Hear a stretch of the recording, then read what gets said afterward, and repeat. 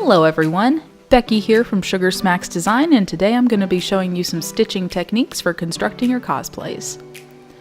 For a non-stretch fabric like this one, we'll want to use a straight stitch with the right sides of your fabric pinned together. And after this I'm going to be overlocking it with a zigzag stitch. I'll be using the number 3 stitch here, but you can use the zigzag stitch of your preference. This is going to add more durability to your seams and allow your costumes to last that much longer. Now I'm going to trim off the excess and get ready to do the top stitching. Top stitching is another good way to add durability to your costumes and an extra professional touch to structured garments like vests and jackets. And last but not least, I'll be using a zigzag stitch for a stretch material, as this will allow the seam to stretch with the fabric when you wear the garment, and so you don't have to worry about any snapping threads.